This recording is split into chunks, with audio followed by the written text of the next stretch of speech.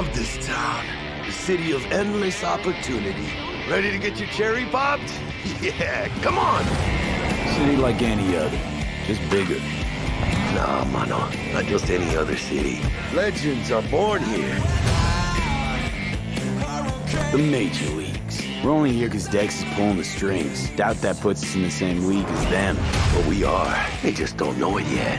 But if you got the cojones and you know how to use them, you can do damn near anything. Unless you catch a bullet. Even then, you go out with a bang, right? You know, you can make heaps more eddies as a motivational speaker.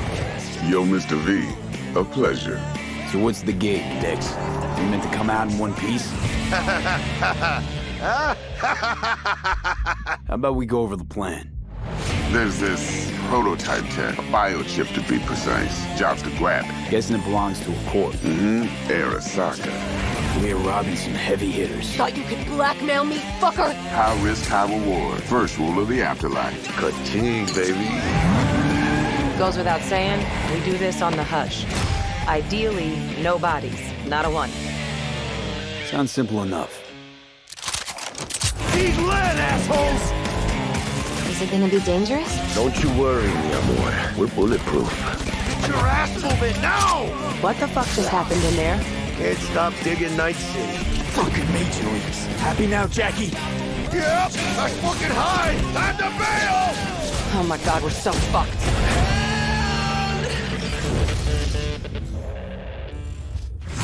Dex, what the fuck? Can't risk it, V. And you, who are you? Fuck.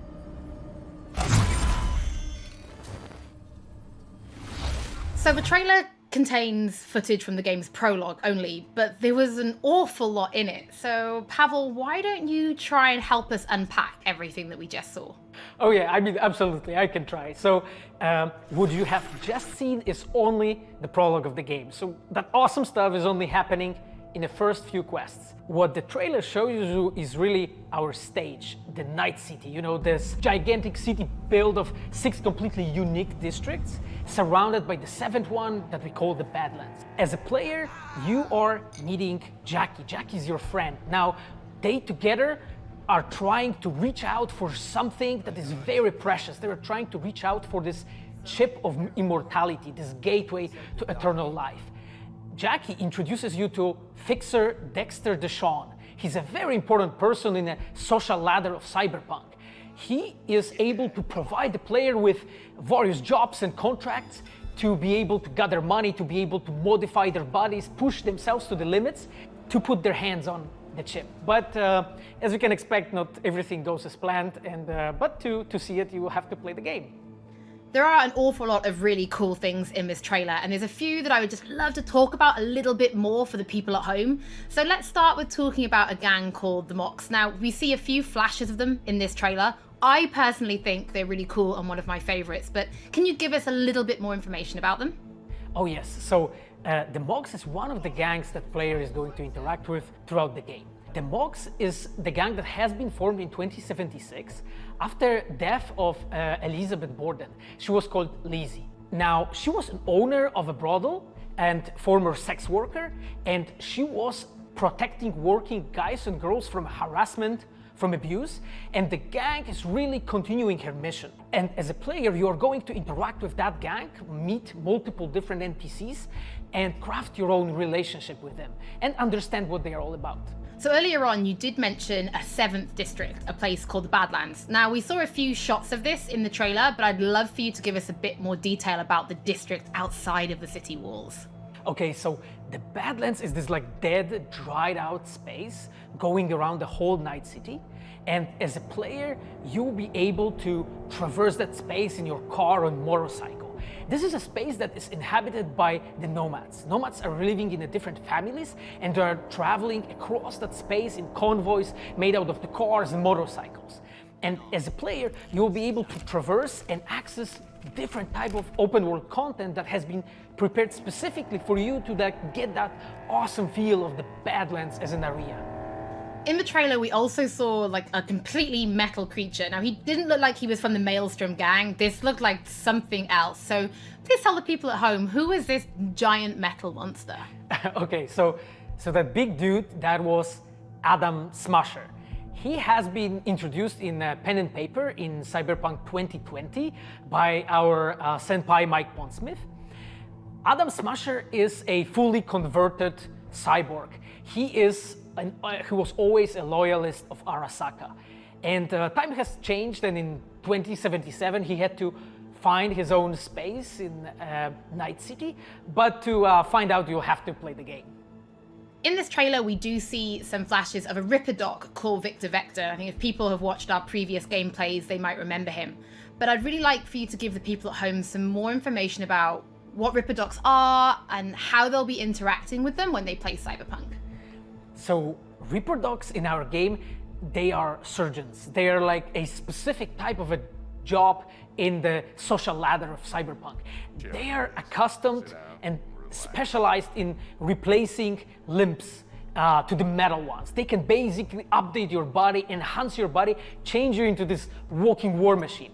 And as a player, you are going to meet different kind of Ripper docs in the game, craft your own relationship with them. Some of them are like important characters for a story. Through that, you will invest eddies that you're gathering to turn your body into this tool that allows you to survive on the streets of Night City. Pavel, thank you so much for joining us. I know you'll be back later in the episode because you're going to be helping us to analyze the Braindance gameplay.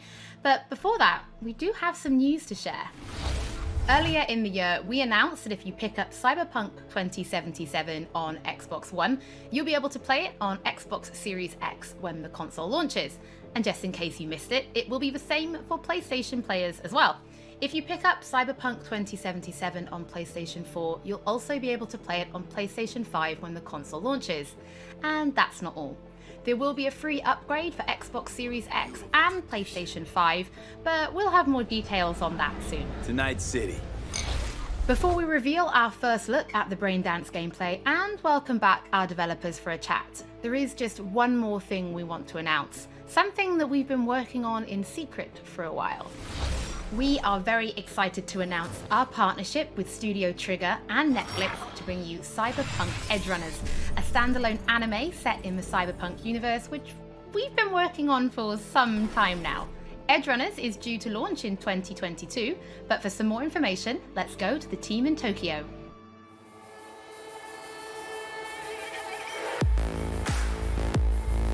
Hi, my name is Saya Elder.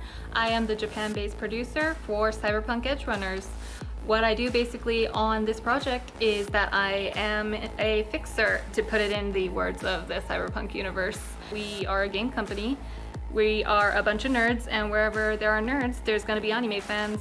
So it was always a dream for us to make anime. When we began this project, we were certain that we didn't want to make a recreation of the game. Cyberpunk Edgerunners is a standalone story set in the same universe. The stage is still Night City, but everything else is totally new. New characters, new story. I do like to think that it's going to be a great gateway for newcomers to come and check Cyberpunk game and also the Cyberpunk genre as a whole. Right now we're in Nakano, which is one of the biggest anime meccas of the world. I'm going to take you to Studio Trigger right now because we have the wonderful opportunity to talk to the dream team that will be bringing you this anime. こんにちは。トリガーの代表取締役の大塚です。監督の今石です。キャラクターデザインを担当する吉成です。ゲームのサイバーパンクのファンの方、今回初めて触れる方両方に満足していただけるようにアニメを作るつもりです。よろしくお願いします。今回はそのサイバーパンクという僕らが10代の一ファンにしか過ぎなかった頃に生まれたジャンル、そういうジャンルのものをまた、時代が何周もして作れるというのが非常に楽しみです。トリガーも10年ということで、監督に今石、キャラクターデザインに吉成というトリガーの最強の布陣で、トリガー10周年にふさわしい作品にしていきたいと思います。お楽しみに。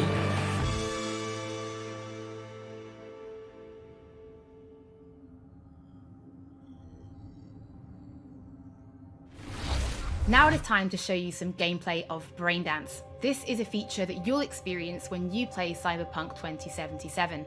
Braindance is essentially a recording of somebody else's experience. It allows you to relive their sense of sight, smell, touch, and even hearing, all thanks to a special device. After the gameplay, I will be welcoming back Pavel Sasko, and will also be joined by Patrick Mills, our senior quest designer and all-round lore master, who will be helping to answer your questions and give you some explanation on how you'll be interacting with Braindance when you play Cyberpunk 2077. So, let's take a look. Plan simple, do nothing odd, don't get creative. You go in, snatch the cash, get out, and we sell the BD to those psycho freaks from the studio. Got it. And remember, everything on full blast. They'll spot us extra for a wicked adrenaline high. Okay, on you go.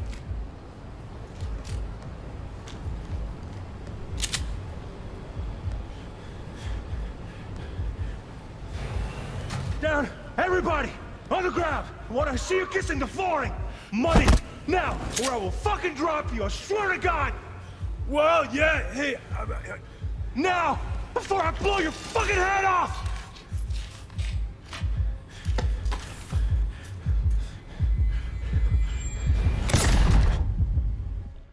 Ah! Slow, deep breaths. Your cortisol and adrenaline spiked, but the soft activated your hormone blockers. Nothing happened. You're alive and well. That was too much. Could feel the guy's pain, his stress, his hope. Hope wrapped up in something else. Mm-hmm. Probably took a booster just before. You'll be fine. Got everything set up? Let's switch over to editing mode.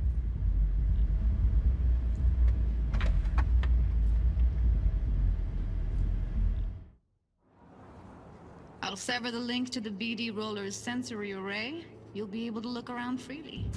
Whole scene's yours.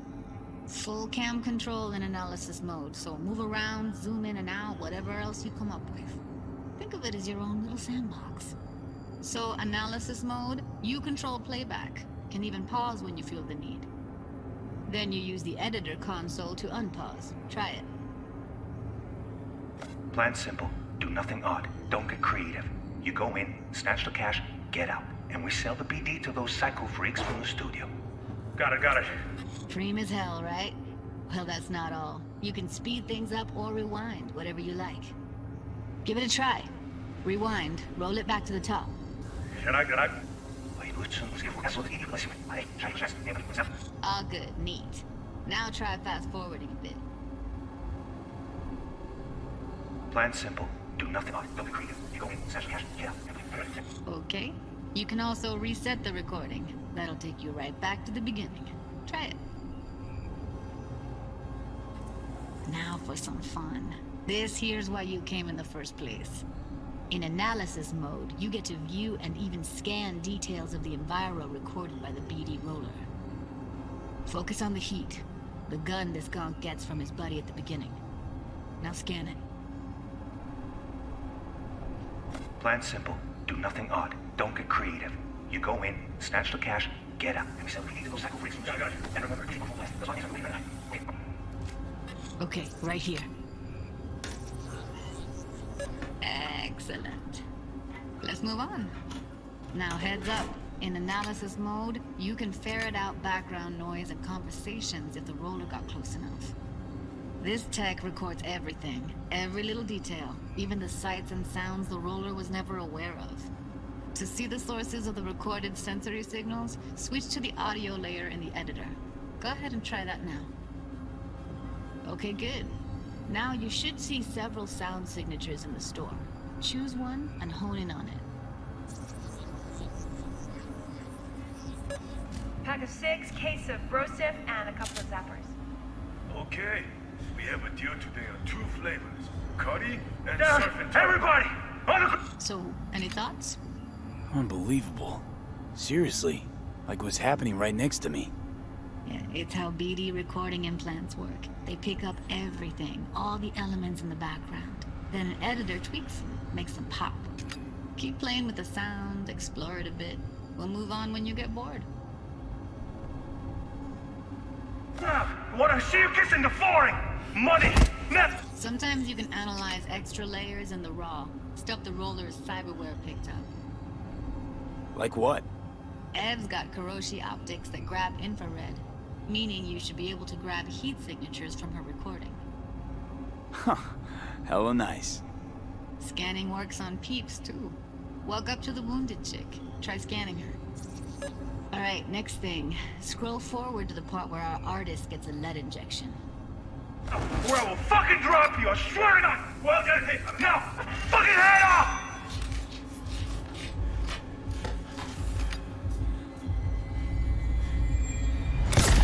See that? They shot him and he never saw it coming. But you will. Here it comes. My favorite part of the game. See the blinking thing over the entrance? Surveillance cam. Must have caught our shooter. You'll see in a sec.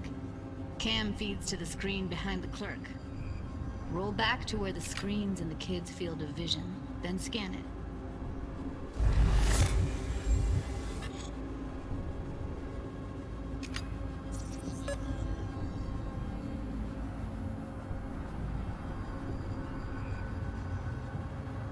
His own Chumba shot him. Probably planned to all along.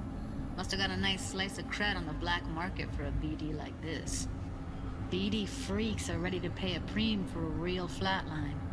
Anyway, if you've seen enough, you can exit.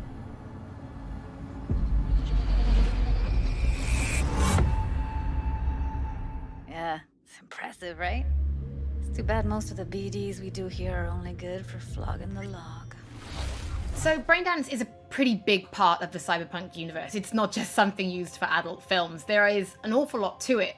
And there's two sides I'd really like you guys to help me explore. First is the lore, so how this actually fits into the universe. And then there's the gameplay side, so how players will be interacting with it. So Patrick, could you tell us more about the lore of Braindance? I would love to. So in the world of Cyberpunk 2077, Braindance was invented way back in the early 2000s at UC Santa Cruz. It was developed as a way of recording a person's experiences and then playing them back for someone else so that they could relive them as though it was happening to them. It was originally used for things like therapy and prisoner rehabilitation, but by 2077, it's become this global media industry, including things like movies, mass entertainment, things like that, video games, some interactive things, and of course, adult fare as well. Now, in our game, we deal a lot with black brain dances, or XBDs as we call them, and there are different types of those, but the one that you saw in the trailer just there was a flatliner. Now that's where the person recording it actually dies during the recording. And it's popular with sort of an illicit kind of a thrill, but a mercenary can also use them for various things, and you'll see that in the game, of course. And from the gameplay perspective, we have been working a lot throughout last years trying to figure out the best way how to use the Braindance in the game as a mechanics. So what we have settled on is this Braindance editor mode. As a player, you will be able to run the Braindance in the editor mode and see different clues that have been registered on the peripheral of given actor. Now, as a player, you can slide on the timeline of the recording, back and forth, trying to uncover different clues. And that clues are actually telling a story in the game. So, as a player, you will run different investigations that will lead you to different mysteries, and you will uncover them actually using that Braindance as a mechanics in the game. So, as Pavel was saying, we use Braindance as a storytelling tool. It's not a collectible. It's not something where you're going to go in and you're going to play it and you're going to be like, I've seen this before. What we use Braindance for is to give you a keyhole into the life of the residents of Night City. And we can explore things like childhood trauma, religion, various philosophical ideas in a way that you might not otherwise experience in a story about a mercenary on the tough streets. So we've tried to talk about some of the aspects that we think the community will find really exciting, but you know, while you're both here, I'd love to know, what is it about Cyberpunk that you guys are really excited for? Patrick, why don't you start? So one of the things that I'm most excited about in this game is the characters and the way they interact with the world. We've got this really interesting world that stretches all the way back to the Cyberpunk 2020 source material and all of these events and all of those things, but those don't mean anything unless they connect with characters. And so when we come up with a character, we start with their function. What is this person? What do they do in the story? But we don't stop there. We go back and we figure out what was their childhood like? What was their upbringing like? What kind of obstacles did they face in this harsh reality, and did they overcome them? And how did they overcome them, or did they not overcome them, and why? And you can see all of those things in their environment, in their dialogues, in sort of how they operate in the world. And we come up with that for all of our characters. Now you look at someone like Victor Vector, and you're gonna see stories about his past in his environment and in his dialogue. You know, we come up with that stuff even if we don't use it in the game, because it helps inform us as to who these characters are. And for me, I would not be myself if I would not say that I'm the most excited about our quests. Like with our Witcher 3 team, with Patrick and like everybody that has stayed with us since the Witcher 3 time, we really have grown so much. We have learned so much, and we have used all that experience to put them into the quest that we have made.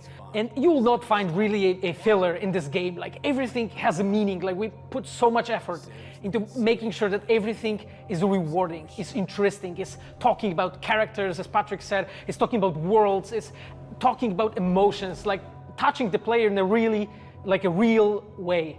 And I just can't wait to find out what you think. Pavel, I know you mentioned story and quests and writing quests, and when I was last in the studio, I had a look and I saw a notebook on your desk, and I would love for you to show everybody this notebook. Okay, Holly, I mean, you asked for it. So this is my notebook. It says Salsa Quest Designer.